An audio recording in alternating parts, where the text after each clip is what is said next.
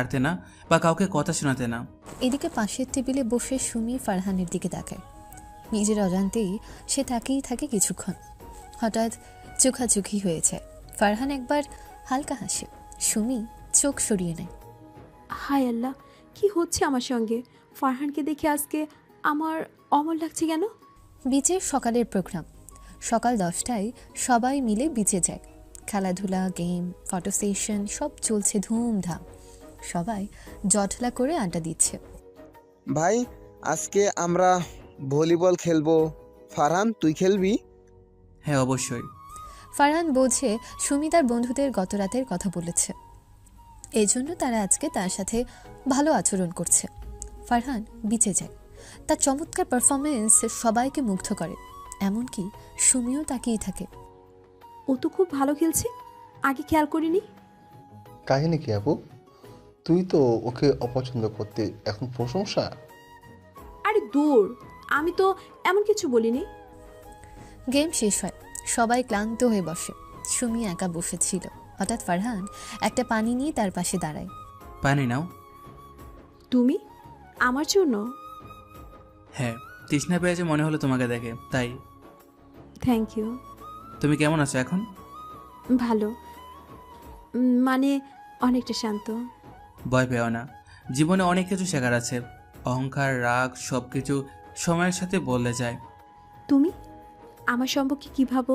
নিশ্চয়ই আমাকে তুমি খারাপ মেয়ে মনে করো। তোমাকে আমি কত অপমান করেছি, কিন্তু তুমি আমাকে বাঁচালে শেষ পর্যন্ত। আমি কারো সম্পর্কে খারাপ ভাবতে শিখিনি। মানুষ যেমন হয়, সময় তার আসল চেহারা দেখায়। এই কথা শুনে সুমি হঠাৎ আবেগপ্রবণ হয়ে পড়ে। আমি এত খারাপ ছিলাম, অথচ তুমি কখনো পাল্টা অপমান করনি। কারণ আমি জানি প্রত্যেক মানুষ একসময় বদলায়, কেউ দ্রুত, কেউ ধীরে। তুমি খুব অদ্ভুত, কিন্তু ভালো অদ্ভুত। আগে আমার মুখে সেই অহংকার ছিল, আজ যেন সেটা কেমন ম্লান হয়ে গেছে। আমি কি আসলে বদলে যাচ্ছি? ছোটবেলায় তার মা তাকে বলতেন, মানুষের মূল্য বাহ্যিক রূপে নয়, হৃদয়ের গুণে। আজ মায়ের সে কথাগুলো সুমির কানে বাজছে। সবাই আবার জড়ো হয়েছে আগুনের পাশে। গান, কবিতা, গল্প সব চলছে। আচ্ছা, সবাই একটা করে ছোট্ট ঘটনা বলো, যা তোমার জীবনের শিক্ষা। আমি বলি, একবার একটা ছেলে আমার ব্যাগ চুরি করেছিল, কিন্তু পরে জানলাম সে ক্ষুধার্ত ছিল। তখন আমি তাকে খাবার দিয়ে বলেছিলাম, চুরি নয়, কাজ চাও এবং নিজে কামাই করে খাও। সবাই হাতে তালি দেয়। আমি বলি, আমার সবচেয়ে বড় শিক্ষা ফারহান। ওর মতো শান্ত, গম্ভীর এবং ভালো মানুষ কমই দেখেছি আমি। সবাই ফারহানের দিকে তাকায়। আমিও কিছু বলবো। সবাই চুপ হয়ে যায়। আমি একজনকে চিনতাম, যাকে প্রথমে অপছন্দ করতাম, অহংকারে তাকে ছোট করতাম, কিন্তু সে আমাকে এমন একটা ভয়ঙ্কর মুহূর্ত থেকে রক্ষা করেছিল, যেখানে অনেকেই পিছনে সরে যেত। সবাই চমকে ওঠে।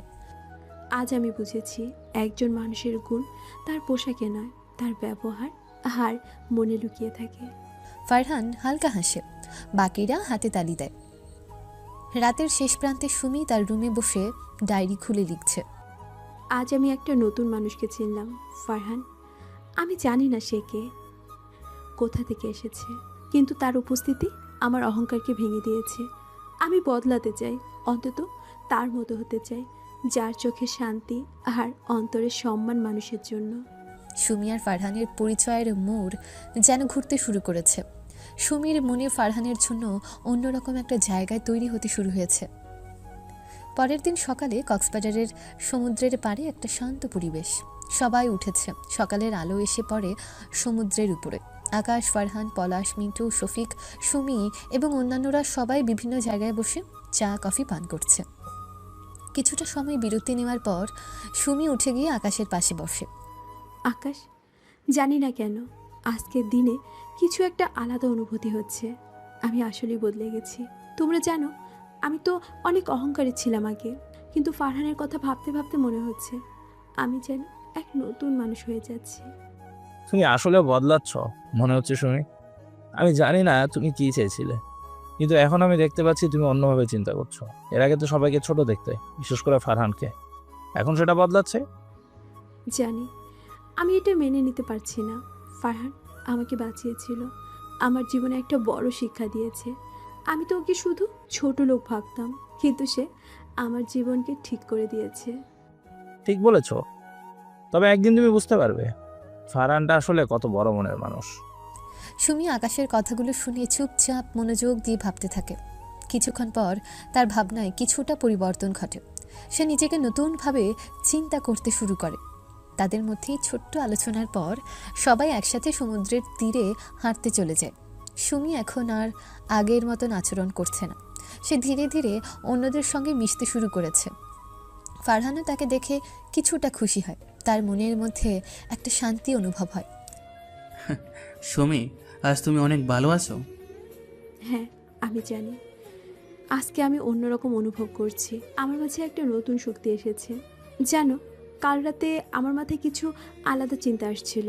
এই প্রথম আমি বুঝলাম মানুষকে তার মনের অভ্যন্তর থেকে বুঝতে হয়, বাহিক্য অবস্থা দেখে না। ফারহান সুমির কথা শুনে মুচকি হাসে। সে জানে সুমির কাছ থেকে এই কথাগুলো শোনা এত সহজ ছিল না, কিন্তু আজ সুমি তার কথা বুঝতে শিখেছে এবং ফারহানও খুশি হয়, কারণ সে জানে কখনো কখনো একজন মানুষের জীবনকে বদলাতে হয়, আর সেটা কেবল ভালোবাসা ও সম্মানের মাধ্যমে সম্ভব। দ্রুত তারা হোটেলে ফিরে আসে এবং সেখানেই দুপুরের খাবার খায়।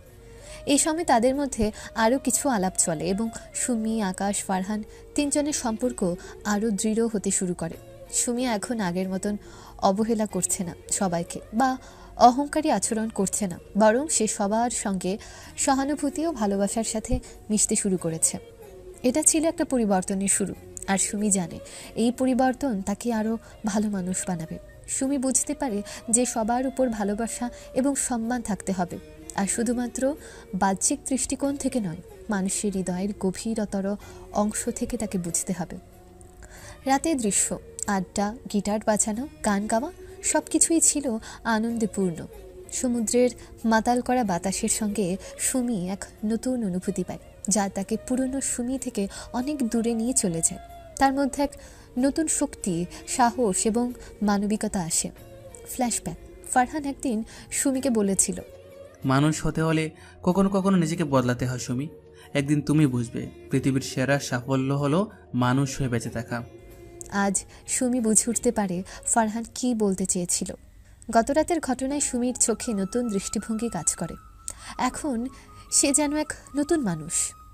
এদিন সুমি ফারহানকে একান্তে বলে, ধন্যবাদ ফারহান, তুমি আমাকে জীবনের আসল অর্থ শিখিয়েছ। ফারহান শুধু সুমির দিকে তাকিয়ে মুচকি হাসে এবং বলে, যতদিন তুমি নিজের ভুল বুঝবে ততদিন তুমি পরিবর্তিত হয়ে থাকো, সেটা তোমার জীবনের বড় অর্জন। এই সন্ধ্যায় যখন তারা সব কিছু নিয়ে হাসি তামাশা করছিল, সুমি জানত তার জীবন এখন নতুন এক পথে এগিয়ে যাচ্ছে। সে পরিবর্তনের পথে হাঁটতে প্রস্তুত। ফারহান, আকাশ, সুমি এবং বাকিরা কক্সবাজারের ট্যুর শেষে ঢাকা ফেরার জন্য বাসে উঠেছে। পুরো ট্রিপটি তাদের জন্য এক বিশেষ স্মৃতি হয়ে থাকবে। কিন্তু ঢাকা ফেরার পথে বাসের পরিবেশ কিছুটা নীরব। সবাই একটু ক্লান্ত, তবে মনের মধ্যে কিছুটা উদ্দীপনা রয়েছে, কারণ নতুন কিছু শুরু হতে যাচ্ছে। ফারহান এবং সুমি একসাথে বসে রয়েছে। তাদের মধ্যে একটা আলাদা বন্ধুত্ব গড়ে উঠেছে, যা আগে ছিল না। সুমি আর ফারহান এখন একে অপরকে বুঝতে পারে এবং কিছুটা খোলামেলা হয়ে কথা বলতে শুরু করেছে। বাসের জানালা দিয়ে বাইরে তাকিয়ে ফারহান কিছুক্ষণ চুপ করে থাকে। সে জানালার কাছে চোখ বুলাতে বুলাতে মনে মনে কিছু ভাবছিল। তার জীবনে এতদিনের অভিজ্ঞতা, তার পরিবার, তার ছোটবেলা সব কিছু একে একে মনে পড়ে যায়। সুমি হঠাৎ তার দিকে তাকিয়ে বলে, ফারহান, তুমি মনে হয় কিছু ভাবছিলে। কি ব্যাপার, কোথায় হারিয়ে গেছো? কিছু না, আমি একটু ভাবছিলাম আমার মায়ের কথা। মাকে হারানোর পর জীবনটা একদম বদলে গিয়েছিল আমার। কখনই ভাবতে পারিনি একদিন এভাবে তার অভাব আমাকে এতটা কষ্ট দিবে। তোমার মা মারা গিয়েছেন? হ্যাঁ সুমি, আমি যখন ক্লাস 6-এ পড়ি তখন আমার মা মারা গিয়েছে। মায়ের শরীরে ক্যান্সার হয়েছিল। অনেক চেষ্টা করেও মাকে বাঁচানো সম্ভব হয়নি। আমি দুঃখিত ফারহান, তোমার মায়ের কথা শুনে আমারও ভীষণ খারাপ লাগছে। জীবনটা কত অদ্ভুত আসলে। সুমি ফারহানের চোখে এক গভীর বিষণ্ণতা দেখতে পায়। ফারহান তার মায়ের কথা বলছে, কিন্তু সেই কথাগুলো যেন এক গভীর শূন্যতার সাক্ষী হয়ে উঠেছে। সুমি তার কাঁধে হাত রাখে এবং বলল, ফারহান, আমি তোমার পাশে আছি। জানো ফারহান, আমার বাবা আমাকে সব কিছুই দেয়, দামি জুতা, জামা, গহনা, যখন যা চেয়েছি সব পেয়েছি, কিন্তু মাঝে মধ্যে ভাবি আমি আসলে অনেক কিছুই পাইনি। তুমি তোমার মাকে হারিয়েছো, আমি আমার বাবা ছাড়া কল্পনা করতে পারি না আমার জীবন। তুমি তো জানো আমার বাবা বাংলাদেশের প্রধানমন্ত্রী, তার প্রতিপত্তি, তার ক্ষমতা সব আছে, তিনি আমাকে সব দিয়েছে। তবে তার কাছ থেকে আমি সত্যিকারের সময় পাইনি। সব কিছু তো বাহিক্য, সব কিছু আমার জন্য দামি, কিন্তু তারপরও কোথাও কিছু একটা যেন নেই। মনে হয় সব সময় আমার খালি খালি লাগে। বাবার সেই অপুরন্ত আদর, শাসন কোথায় যেন কখনো আমার পাওয়া হয়নি।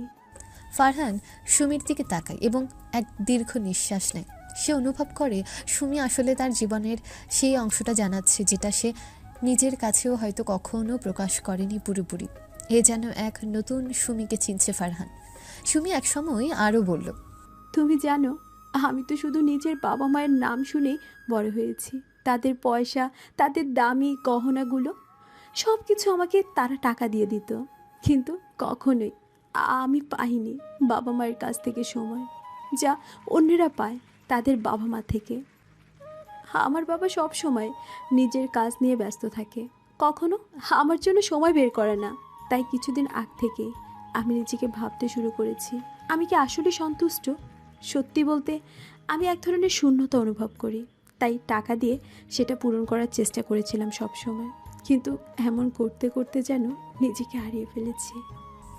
ফারহান সুমির কথা শুনে কিছুটা চুপ করে যায়। সে জানে সুমিরও তো এক ধরনের ভেতরে বেদনা রয়েছে যা তার কাছে কখনোই চোখে পড়েনি। এখন সে উপলব্ধি করে সুমির জীবনও অনেকটাই একা। ফারহান তার কষ্টের কথা মনে করে সুমিকে একটু সান্ত্বনা দিতে চায়। সে বলে, সুমি, আমি তোমার কষ্টটা বুঝতে পেরেছি। আসলে জীবনে টাকাই সব নয়, এটা আমরা অনেক সময়ই ভুলে যাই। শুধু টাকার পিছনে ছুটে যাই। আসলে জীবনের ভালোবাসার জায়গা অনেকটুকু। আমার প্রিয় মানুষের সময় আর ভালোবাসাটাই বেশি চাই। এটা হলে আমাদের বেশি কিছু লাগে না। এই যে দেখো, আমার মা ছিলেন আমার জীবনের একমাত্র অমূল্য রত্ন। সে সব কিছু দিত আমাকে। সে চলে গেছে, কিন্তু তার ভালোবাসা আজও আমার মাঝে রয়েছে। সুমি কিছুটা অবাক হয়ে ফারহানের দিকে তাকায়। ফারহান কথা বলার সময় তার চোখে এক ধরনের গম্ভীরতা ছিল, যেন সে নিজের মায়ের সঙ্গে কাটানো সেই মুহূর্তগুলো একা একে ফিল করছিল। সুমি কিছুটা চুপ হয়েছে। সে বুঝতে পারে ফারহান নিজের মায়ের কথা বলার সময় কতটা গভীর বেদনা অনুভব করছে। সে নিজে এই পরিস্থিতিতে এসে ফারহানকে আরও সহানুভূতির চোখে দেখে। আমি জানি না কি বলবো ফারহান, শুনে খুব কষ্ট হচ্ছে। আমি কখনো চিন্তা করিনি যে তুমি এত কষ্টে আছো। তোমার মা যেন সব সময় তোমার পাশেই আছে, তার ভালোবাসা সব সময় তোমার সাথেই থাকবে। তুমি যখন আমার কাছে এত কিছু শেয়ার করেছো, তখন মনে হচ্ছে যেন আমি নিজেও তোমার কষ্ট ফিল করতে পারছি। ফারহান সুমির কথা শুনে কিছুটা বিস্মিত হয়। তার মনে হয় সুমি আসলে একটা পরিবর্তনের মধ্য দিয়ে যাচ্ছে। আগে সে ছিল খুব অহংকারী, কিন্তু এখন সে তার ভেতরের দুর্বলতা প্রকাশ করছে। ফারহান এই মুহূর্তে সুমি এবং তার নিজেকে খুব কাছাকাছি অনুভব করে। সুমি, জীবন কখনোই সহজ নয়, তবে কষ্টের মধ্যে আমাদের শক্তি লুকিয়ে থাকে। আমাদের নিজেদের ভেতরে ভালোবাসা থাকতে হয়, তা না হলে জীবনে কিছুই থাকবে না। ফারহান, সত্যি বলতে আমি কখনো বুঝতে পারিনি তুমি এত বড় মনের মানুষ একজন।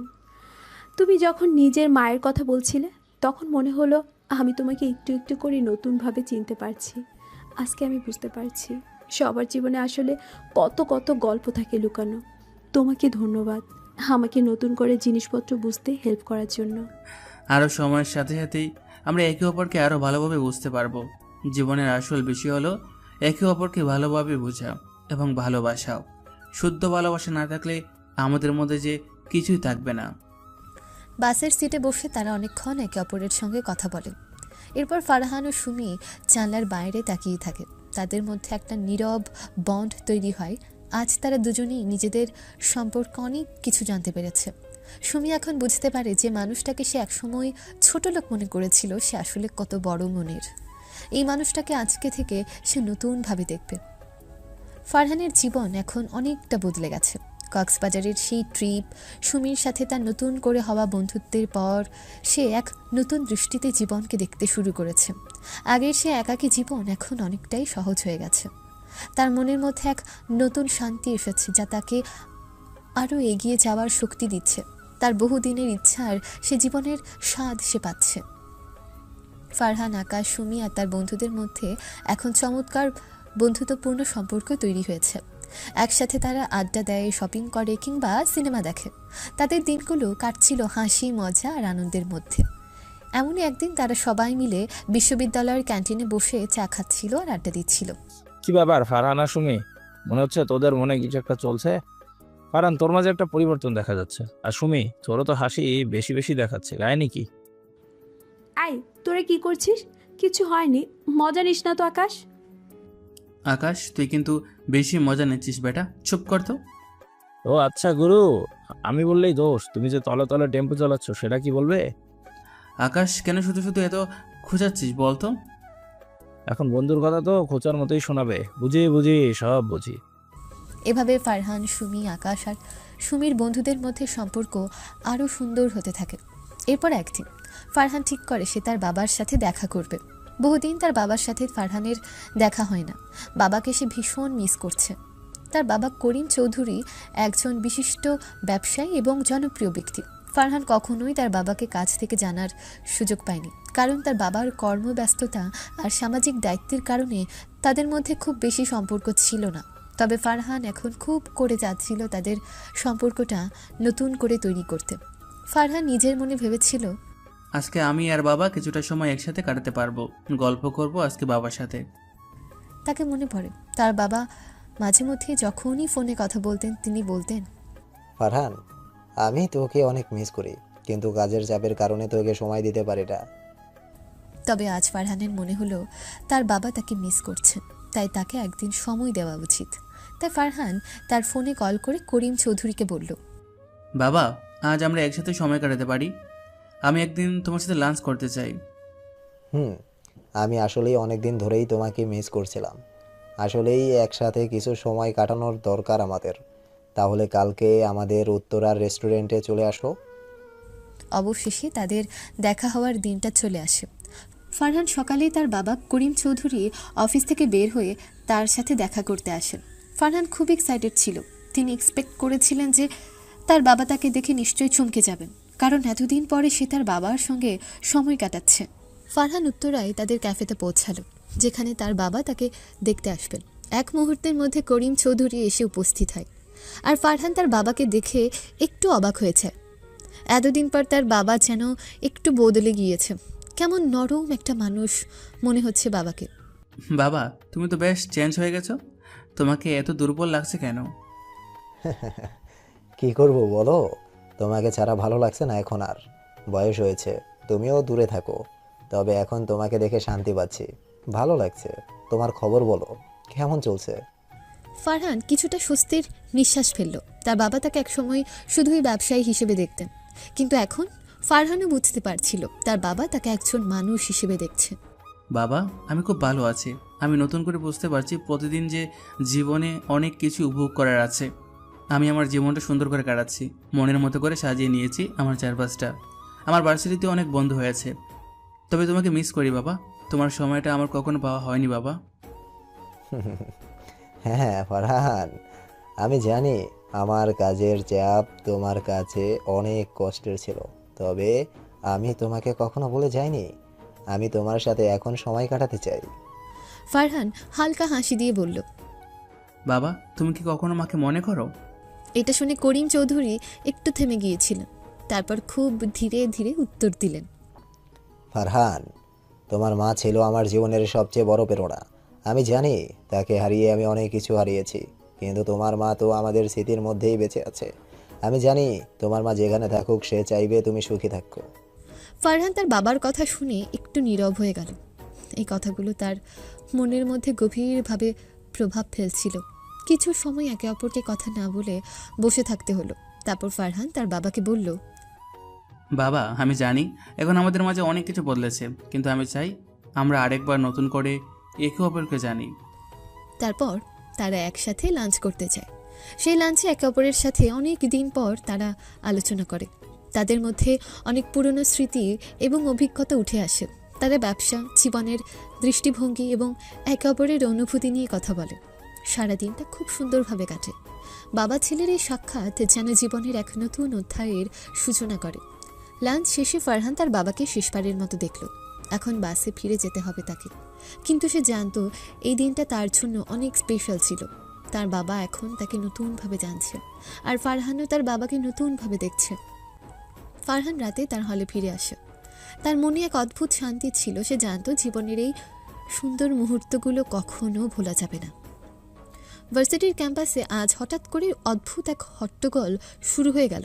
সারা ক্যাম্পাস একদম উত্তেজনায় ভরে উঠল।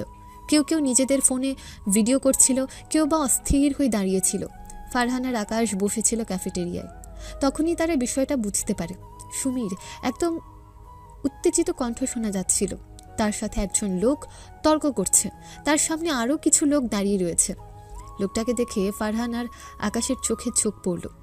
এর আগেও তারা এসব হুমকি দেওয়ার ঘটনা শুনেছিল, কিন্তু আজকের মতো এমন ঘটনা ক্যাম্পাসে খুব একটা হয়নি।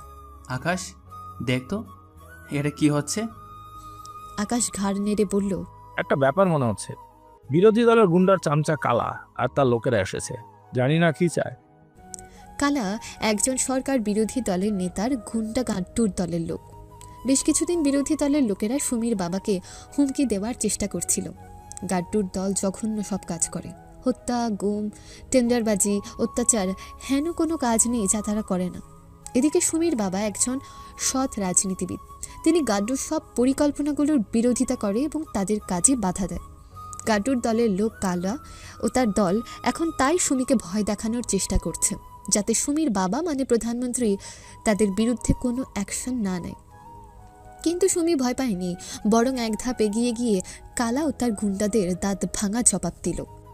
তোমরা যদি আমার বাবার বিরুদ্ধে কিছু করার চেষ্টা করো, তাহলে মনে রাখবে আমি আমার বাবার মেয়ে। আমি ভয় পাওয়ার জন্য জন্মাইনি। কালা কিছুক্ষণ থমকে দাঁড়িয়েছিল। তার সঙ্গীরা গম্ভীরভাবে তাকিয়েছিল, কিন্তু সুমি এক মুহূর্তের জন্য তাদের দিকে চোখ সরায়নি। সে চ্যালেঞ্জের সঙ্গে তাদের দিকে তাকিয়ে বলেছিল, তোমরা চাইলে আমাকে হুমকি দিতে পারো, কিন্তু আমার বাবা কখনো তোমাদের মতো অসৎ মানুষদের কথা শোনে না। কালা সুমির তীব্র জবাবে হতভম্ব হয়ে এক পা পেছনে সরে গেল। দেখো মেয়ে, আমার কথা যা কইছিস শোনো, নয়তো পরে পস্তাইবা। তুমি কি মনে করেছো আমরা মিশা হুমকি দিতেছি? আমাকে চিনো না তুমি? গাড্ডু বস হুদা কথার মানুষ না। দেখে নেবো আমি তোমাদের গাড্ডু বসকে। কি মনে করেছো আমি ভয় পাই? মোটেও না, ভয় পাই তোমাদের গাড্ডু বস। এজন্যই তো নিজে না এসে চামচা পাঠিয়েছি কিছু। বেশিবার বাইরে নামাইয়া তোমারে তো দেখা নিব। এরপর কালা আর তার লোকেরা চলে যায়। এদিকে সুমি তার বাবাকে কল করে সব জানালো। ফোনে সুমি খুব ঠান্ডা মাথায় বলেছিল, বাবা, কালা এসে আমাকে ভয় দেখাচ্ছিল। তার লোকেরা আমাদের পিছনে লেগেছে, কিন্তু আমি তাদের দাঁত ভাঙার উত্তর দিয়েছি। সুমির বাবা ফোনে উত্তেজিত হয়ে বললেন, তুমি কিছু বলো না, আমি ব্যবস্থা নিচ্ছি। তারা যদি আমার মেয়েকে, আমার পরিবারকে কিছু করতে আসে, তো তাদের কপালে দুঃখ আছে, আমি তাদের শিক্ষা দিব। বিকালে সুমির বাবা তার রাজনৈতিক ক্ষমতা কাজে লাগিয়ে পুলিশের মাধ্যমে কালার দলবলকে তাদের আস্তানা থেকে অ্যারেস্ট করিয়ে ফেলে। পুলিশ ওই গুন্ডাদের আটক করে নিয়ে আসে। সুমির বাবা এই ব্যাপারে কঠোরভাবে সিদ্ধান্ত নেয়। এ ঘটনার পর গাড্ডুর গুন্ডারা ক্রুদ্ধ হয়ে উঠল।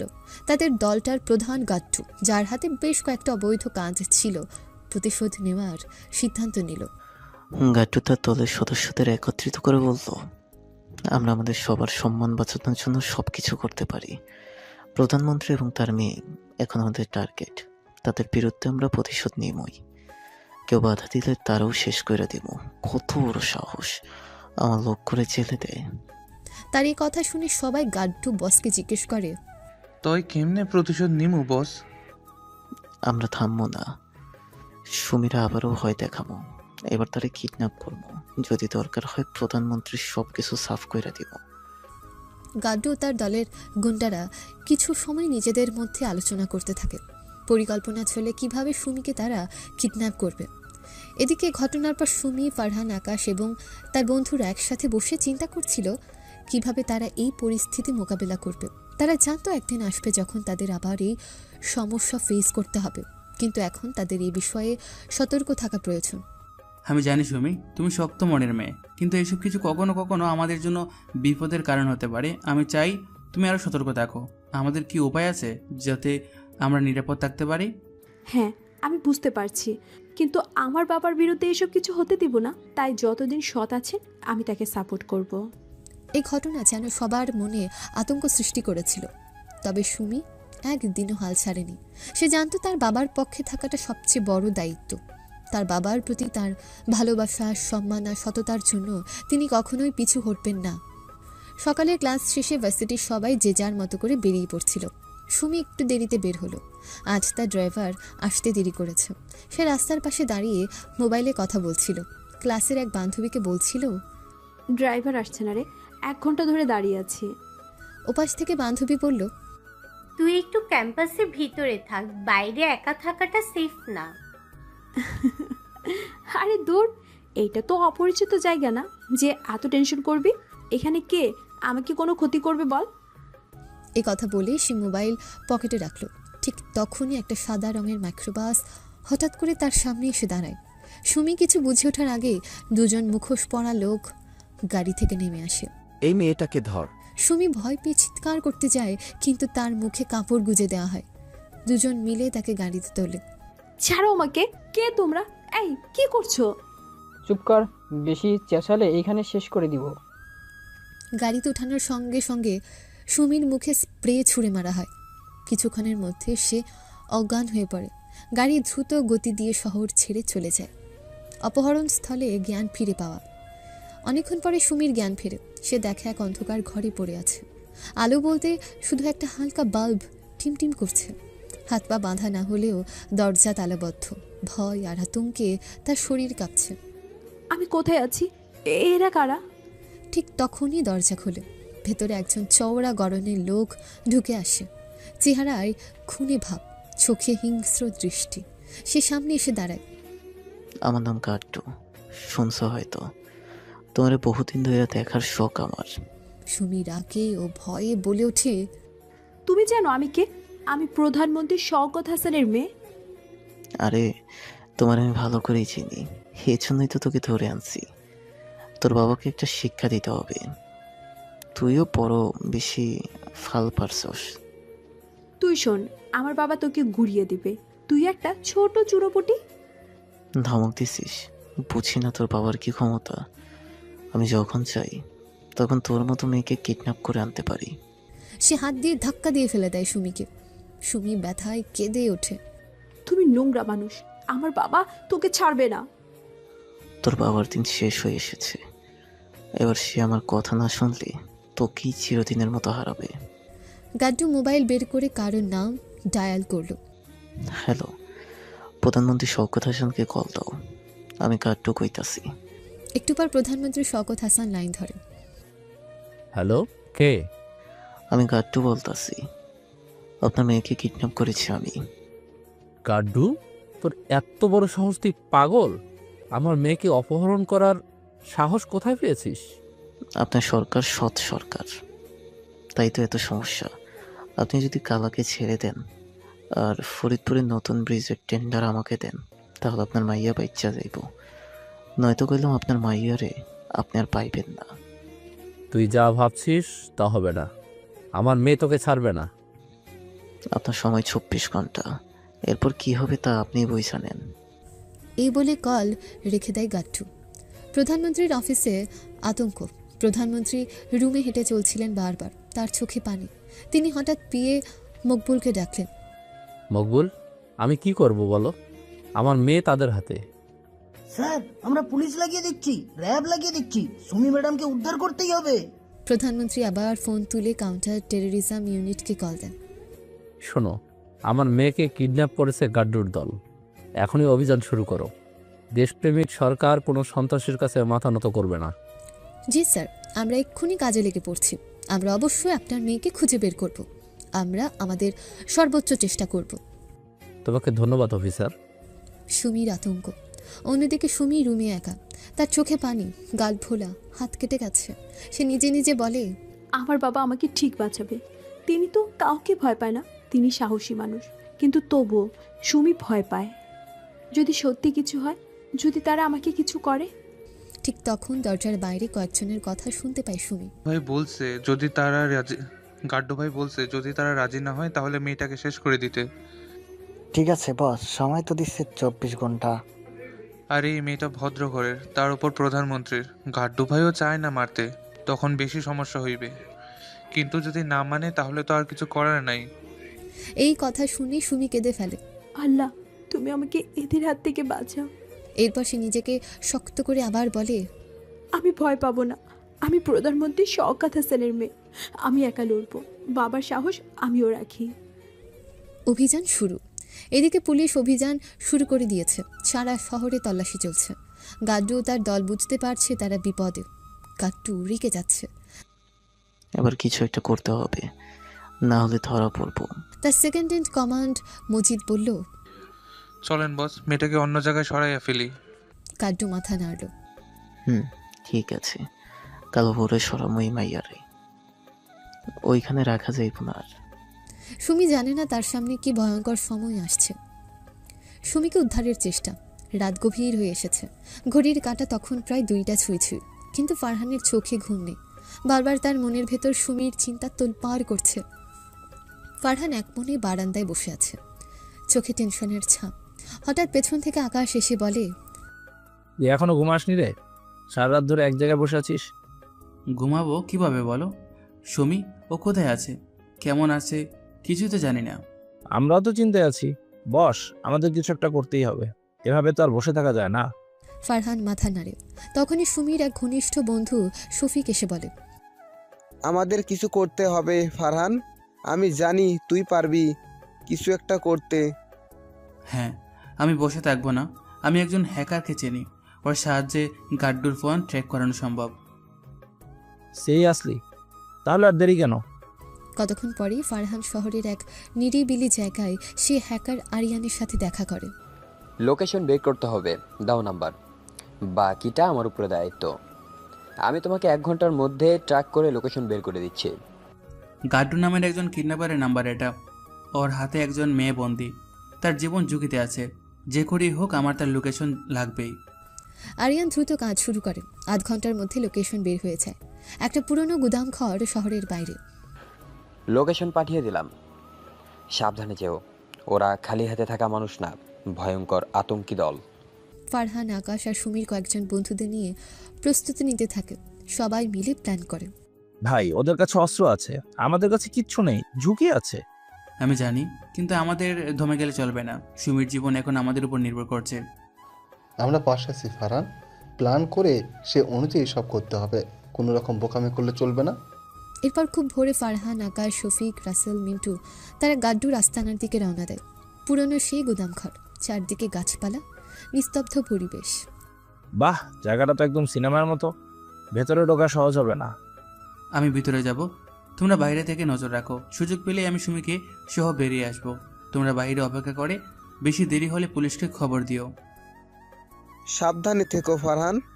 ফারহান গার্ডদের গতিবিধি দেখে ধীরে ধীরে ভেতরে ঢোকে। ভেতরে ঢুকেই দেখে সুমি চেয়ারে বাঁধা, ক্লান্ত আর বিমর্ষ। সুমি, আমি এসেছি, ভয় পেও না।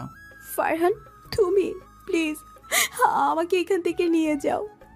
হ্যাঁ সুমি, তোমাকে নিতে এসেছি আমি। এরপর ফারহান সুমির হাত পায়ের বাঁধন খুলতে থাকে। কিন্তু ঠিক তখনই এক গার্ড ফারহানকে দেখে ফেলে। মুহূর্তেই সাইরেন বেজে ওঠে আস্তানার। কে ঢুকেছে আমার আস্তানায়? ধর ওকে। গাড্ডুর লোকেরা ফারহানকে ধরে ফেলে। গাড্ডু নিচে তার সামনে আসে। বন্দি ফারহানকে দেখে হেসে দেয় আর তাকে একটা চড় মারে। এই ছেলে, কে রে তুই? সাহস তো দেখছি খুব। তুই একটা কাপুরুষ, মেয়েদের ধরে সাহস দেখাচ্ছিস? ওই ব্যাটার তো সাহস অনেক, ধরে ওকে একচুট মারতো। গাড্ডুর লোকজন ফারহানকে মারতে থাকে। সে লড়াই করে, কিন্তু সংখ্যায় বেশি হওয়ায় একসময় নিস্তেজ হয়ে পড়ে। এদিকে সাইরেনের শব্দ শুনে আকাশ, শফিক সহ বাকিরা বুঝে যায় ফারহান ধরা পড়ে গিয়েছে। তারা তাড়াতাড়ি গিয়ে পুলিশকে খবর দেয়। এরপর সবাই একসাথে গাড্ডুর আস্তানা ঘিরে ফেলেছে। পুলিশ, গোয়েন্দা, র্যাব সবাই প্রস্তুত। তাদের হাতে যথেষ্ট তথ্য ছিল, তাই তারা খুব দ্রুত ঘিরে ফেলেছিল গাড্ডুর লুকানো আস্তানা। সুমির বাবা প্রধানমন্ত্রী শওকত হাসান ও পরিস্থিতির সমাধান করতে এসে পৌঁছেছেন। পুরো এলাকা জুড়ে টান টান উত্তেজনা। তোমরা ভাবছো আমি ভয় পাবো? আমি গাড্ডু, আমাকে আটকা রাখা যায় না। গাড্ডু তার হাতে থাকা বন্দুকটা বের করে সুমির দিকে তাক করে ধরে। সুমির চোখে ভয়, সে পেছনে সরে যেতে চেষ্টা করে, কিন্তু গাড্ডু ততক্ষণে ট্রিগারের চাপ দেয়। তোর বাবা আমাকে এত গাধা বানিয়েছে, এবার তোকে শেষ করে দিচ্ছি। সুমি সরো। ফারহান কোনো কিছু না ভেবে সুমির সামনে এসে দাঁড়ায়। তার উদ্দেশ্য একটাই, সুমিকে রক্ষা করা। গাড্ডু তার হাতের বন্দুক থেকে গুলি ছড়ে এক মুহূর্তের জন্য সবাই স্তব্ধ হয়ে যায়। গুলি খেয়ে নিচে পড়ে যায়। গুলিটা ফারহানের বুকের দিকে লাগে। সে চিৎকার করে পড়ে যায়। গল করে রক্ত বের হতে থাকে। তার রক্ত বের হওয়া থামানো অসম্ভব হয়ে পড়ে। সুমির চোখে অশ্রু। সে কিচ্ছু বলতে পারছিল না, শুধুই কেঁদে যাচ্ছিল। ফারহান, না না। আকাশ, শফিক, মিন্টু, বাকি বন্ধুরা দৌড়ে এসে ফারহানকে ধরে। পুলিশ ও গোয়েন্দারা ভেতরে চলে আসে এবং গাড্ডুর দলকে গ্রেফতার করতে শুরু করে। গাড্ডু এবং তার লোকজন আস্তানা ছাড়ার চেষ্টা করে, কিন্তু পুলিশ, র্যাব সবাই তাদের ঘিরে ফেলে।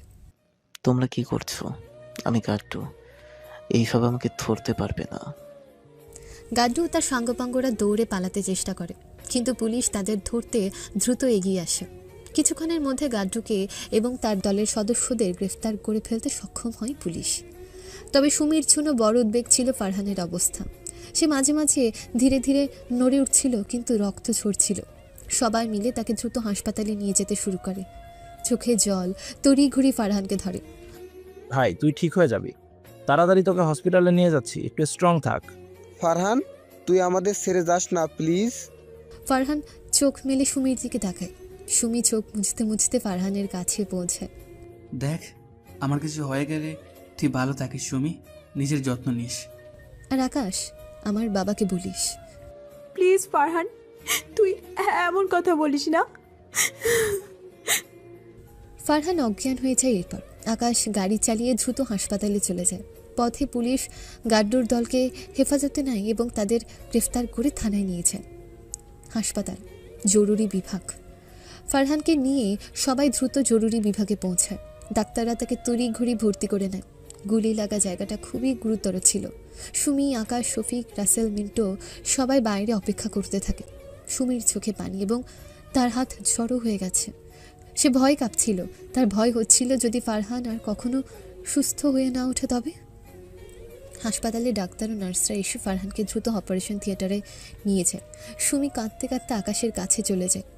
আকাশ, আমি কিছু করতে পারলাম না, আমি তো কিছুই জানতাম না। ফারহান আমাকে এভাবে বাঁচাতে চলে যাবে। এটা তোর দোষ নয় সুমি, ফারহান নিজের জীবনের ঝুঁকি নিয়ে তোর জন্য এটা করেছে। একদিন সে সুস্থ হয়ে ফিরবে, তোর কাছে ফিরে আসবে। হ্যাঁ, সে ফিরে আসবে, তাকে আসতেই হবে। তাকে ছাড়া আমি কিভাবে থাকবো? তবে সুমির মনটা কিছুতেই শান্ত হতে পারছিল না। তার চোখের সামনে ফারহান রক্তাক্ত হয়ে পড়ে থাকার দৃশ্য ভাসছিল। তার শরীরের ক্ষতগুলো রক্ত দিয়ে ভরে গিয়েছিল। তার মনে হচ্ছিল ফারহানের কিছু হলে সে নিজেও বাঁচবে না, আর কখনো ঠিক হতে পারবে না। পরবর্তীতে রাত 1টা, ডাক্তার এসে জানায় ফারহানের অবস্থা স্থিতিশীল, তার জীবন বেঁচে গেছে। সুমি, আকাশ, তাদের বন্ধুরা সবাই একে অপরকে জড়িয়ে ধরে। তাদের সবার মনে বড় এক আরাম এসেছে। ফারহান এখন সুস্থ হবার পথে, তার বড় কোনো ক্ষতি হয়নি। ফারহান হাসপাতালে ভর্তি। অবস্থা আগের চেয়ে বিপদমুক্ত হলেও এখনও অনেকটা ঝুঁকিতে ছিল সে। আকাশ, সুমি, শফিক অন্যরা বাইরে অপেক্ষা করছিল। তখন ফারহানের বাবা করিম চৌধুরী হঠাৎ করে হাসপাতালে এসে পৌঁছালেন। তার মুখে বিরক্তি ও চিন্তার ছাপ স্পষ্ট ছিল এবং তার চোখে জল গড়িয়ে পড়ছিল। ফারহানকে তখন অপারেশন থিয়েটার থেকে রুমে দিয়েছে। তাকে জীবিত দেখে করিম চৌধুরী যেন স্বস্তি পেলেন। সুমির চোখে অশ্রু জমে উঠেছিল এবং আকাশও কিছুটা চুপ ছিল। করিম চৌধুরী দ্রুত রুমের ভেতরে চলে আসেন। তার পা যেন ভেঙে এসছে মনে হচ্ছে। তিনি সোজা ফারহানের বিছানার কাছে গিয়ে বসে পড়লেন। তুই মা মরা ছেলে, কি করলে এটা? তোর কিছু হলে আমি কি করব ফারহান? লাখ লাখ কোটি টাকা দিয়ে তোকে ভালোবাসা দিতে পারলাম না। তোকে হারালে যে সব কিছু হারিয়ে ফেলবো। শুধু তুই সুস্থ হয়ে ওঠ বাবা। ফারহান চোখ খুলে বাবাকে দেখে। বাবার এমন কষ্টের চেহারা দেখে তার মন দুঃখে ভরে ওঠে। সে ধীরে ধীরে উঠে বসে এবং বাবার হাতে হাত রাখে। বাবা, আমি ঠিক আছি, তুমি টেনশন করো না। এটা আমি আমার জন্যই করেছি। এমন জীবনই তো চেয়েছিলাম আমি, সাধারণ জীবন। আমি চাইছিলাম এমন স্বাধীন জীবন, যেখানে মানুষের সাথে থাকতে পারবো, সহযোগিতা করতে পারবো, তাদের জন্য কিছু করতে পারবো। ওই টাকার পাহাড়ে এমন স্বাধীন জীবনটা ছিল না বাবা। তুই তুই এখন ঠিক কি বলছিস? এইভাবে চলতে চলতে কি হবে তোর? তুই কেন এমন জীবন চেয়েছিস? বাবা, জীবন শুধু টাকা পয়সা বিলাসিতা নয়। আমি সত্যি বলছি, আমি স্বাধীন হতে চাই। যে জীবনে আমি ছিলাম তাতে আমি